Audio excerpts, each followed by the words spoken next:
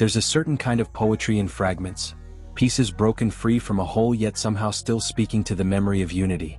That is the quiet power of fragmented wooden wall art, where shards of timber, each bearing its own grain and story, are arrayed across a surface as if caught mid-scatter by some invisible hand. At first glance, it may look like a casual tumble of shapes, an organic collage of lines and planes, but look closer and you see the deliberate choreography, the way a narrow sliver of ash leaps out beside a broader chunk of walnut, how a strip of weathered barnwood echoes the curve of a fresh maple paddle, how gaps and overlaps create a rhythm that feels alive, pulsing with the memory of the tree's growth and the artisan's intent. Imagine walking into a gallery or your own living room and finding one wall transformed. No flat paint, no framed print, but a field of wooden fragments, each cut and finished with care. Some pieces are small, 10 inches long, as thin and delicate as driftwood. Others are bold, 3 or 4 feet across, their thickness hinting at reclaimed beams once part of a barn's skeleton.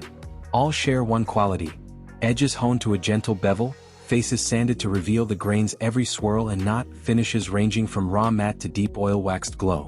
Together, they form a tapestry that reads differently with every step you take, every shift in light. The process begins with material, often reclaimed or salvaged wood prized for its character.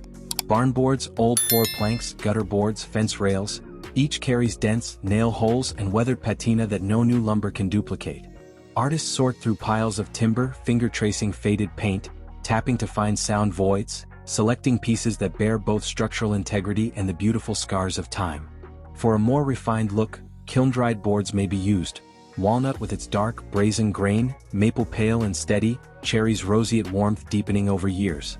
Some craftsmen even mix species, an oak fragment abutting a strip of mahogany, the contrast highlighting each wood's unique figure. Once the wood is chosen, the cutting begins. Rather than slicing uniform planks, the artist approaches the material like a sculptor, marking irregular shapes that feel intuitive. A trapezoid here, a triangle there, a long shard that tapers to a point. The fragments can be geometric or wildly organic, some cut by precise CNC router for crisp edges and repeatable angles, others by bandsaw and hand-sanded for a softer, human touch. Each fragment is its own miniature sculpture, each angle and curve a note in a larger symphony. Finishing those fragments is a matter of balancing rawness and refinement. Some faces are left unsealed, letting the wood age and gray naturally. Others are treated with oil or wax to bring out hidden depth. On occasion, fragments receive a light wash of white or slate gray paint, applied in a single coat and gently sanded back so the wood beneath peeks through, revealing layers of material history in a single piece. The diversity of finishes, raw sapwood beside dark heartwood, painted edge against naked grain, adds to the installation's vitality. Mounting the pieces is its own art. Most artists prepare a sturdy plywood backer, sometimes painted a neutral tone that disappears behind the fragments, sometimes left visible as part of the composition. Each fragment is arranged and rearranged on this panel, often dozens or even hundreds at a time, until the overall pattern achieves a sense of flow. There's a give and take between density and void, clusters of overlapping shards that feel almost like relief sculpture, balanced by open areas where the wall shows through, letting light and shadow breathe. Once the layout is set, each fragment is secured, glued, screwed, or mounted with hidden brackets, ensuring it will stay precisely in place yet feels as though it might float free at any moment. When installed, the panel transforms a room. Light grazing from above picks out the beveled edges, casting narrow shadows that shift subtly throughout the day. A fragment that gleamed honey in morning sunlight drifts into amber at dusk, then deep brown at night. The overall effect feels alive, more like a landscape or a topographic map than static decor. The eye follows lines up and down, side to side, discovering new relationships between pieces with every glance. Scale can vary widely. A fragment wall might be a modest 3-foot square above a console table, its intimacy calling for close inspection. Or it can span an entire living room wall, a riot of wood stretching 8 or 10 feet across, becoming the space's defining feature. In commercial spaces, boutiques, hotel lobbies, creative studios, such walls signal both craftsmanship and vision, communicating that the space values material honesty and thoughtful design. In loft apartments and modern homes, fragmented wood art brings warmth to industrial materials, steel, concrete, glass, softening edges without losing urban edge. In rustic cabins, it accents rough stone and exposed beams with a sophisticated twist on reclaimed themes. In minimalist interiors, a single panel reads like a living painting, its organic geometry offering a welcome counterpoint to strict lines and monochrome palettes. Beyond wall art, artists sometimes adapt the concept to room dividers or door panels. Imagine sliding a barnwood fragment partition between living and dining areas, each shard echoing the boards of an old farmhouse kitchen. Or elegant cabinet doors clothed in cut fragments. An upgrade from plain panels to tactile canvases that delight every time you open the cupboard. For those who wish to try their hand, small-scale DIY fragments can be a rewarding weekend project. Start with an old pallet or barnboard scrap, cut into random geometric shapes, sand edges smooth and arrange on a small board or canvas. Play with spacing. Leave some fragments flush, tilt others for depth. Finish with a clear oil. Even a handful of irregular shapes can add texture and interest to a shelf back or behind a desk.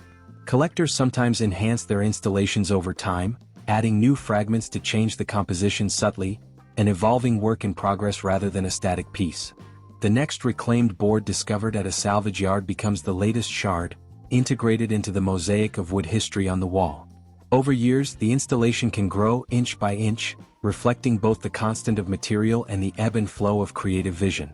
In an age of mass-produced goods and screen-based experiences, fragmented wooden wall art reconnects us to the tactile, to the imperfect, to the story held in grain and groove.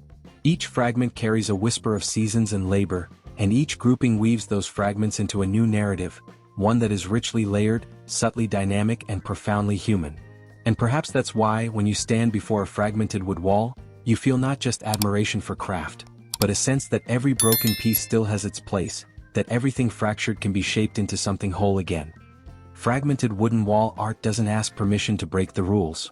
It doesn't line up boards edge to edge or hide the knots and cracks. It takes what nature and time gave, splits, chips, odd grain directions, and turns them into a statement, rough, raw, and honest. At a glance, it looks like a puzzle someone gave up on finishing. Look closer, and you see it's more deliberate than any perfect pattern could ever be. Most pieces start with scraps. Leftover cuts from bigger projects, offcuts from beams, or slices from logs that split wrong at the sawmill. Bits too awkward to turn into furniture but too interesting to toss in the burn pile. Artists collect these fragments, sort them by shape and tone, then do what no woodworker was ever taught to do. They break them more. Snap edges by hand. Split planks with a mallet. Let the natural fracture lines run wild. Then comes the arrangement, and this is where the magic hides. Random never means careless. Each piece fights for a spot. Light next to dark, smooth next to jagged, wide gaps to breathe, tight clusters for tension. Some pieces overlap in layers, building low relief like a topographic map. Others stand apart with shadows in the seams, so light dances in the cracks all day. Finish is minimal, if any. Maybe a light oil rub to pop the grain. Maybe scorched edges for drama. Maybe a splash of whitewash to push contrast. But paint is rare. Too much color kills the raw honesty. The point is to let the wood say what it wants without forcing it into a polite shape. Mounted on the wall, fragmented wood art turns a plain room into a conversation you didn't know you needed. It looks primitive and modern at the same time, as if someone unearthed a ruin and hung it up in a sleek gallery. It softens a room full of clean lines by adding texture and movement. Stand back and you see the whole piece as a single shape. Step close and every chip and splinter tells its own story. No two pieces ever match. You can't copy randomness. Even the same artist can't replicate the exact break lines twice. That's the appeal. Your wall holds something no one else owns, an accidental masterpiece frozen in place. Some builders work big. A whole wall covered edge to edge, hundreds of blocks and shards stuck onto a sturdy backing, turning drywall into a living wooden mosaic. Others work small. A single framed square, more like a fossil than a panel, perfect for a hallway or quiet reading nook. Making it yourself is equal parts courage and patience. You don't measure twice and cut once. You smash once and sort 100 times. You glue fragments onto a plywood base or nail them one by one if you crave the hammer's echo. You step back, squint, rearrange. The goal isn't perfection, it's harmony hidden inside the mess. Light is your best friend. Angle a warm lamp or spotlights across the surface, and each splinter throws a crisp little shadow. Morning sunlight makes the piece glow gently. Evening lamps turn it into a jagged landscape of dark and bright. Some people even backlight large panels for a floating effect. The gaps let light leak through, turning chaos into a gentle glow. This kind of art fits people who like truth in their decor. Not sterile prints or factory-made panels. But honest wood, rough, cracked, stubborn, impossible to duplicate. It feels ancient and new all at once. It won't match your couch cushions, and that's exactly why it works. When guests see it, they lean in. They want to touch it, trace the edges, find the smooth spots hidden between splinters. They ask if you made it, if you found it, if it's old, if it's precious. You answer yes to all of it, because it's scrap, but it's also art, and the line between the two is what makes it interesting. So if you have a blank wall begging for life, skip the canvas print or the standard wood paneling. Grab a box of scraps, a bottle of glue, and your nerve. Break, fit, break again. Listen to what the wood wants. Let it pile up in layers and gaps until it feels right. Then step back and enjoy the honest mess. Your own fragmented wooden wall art, imperfect, raw, impossible to repeat, and exactly what your room didn't know it needed.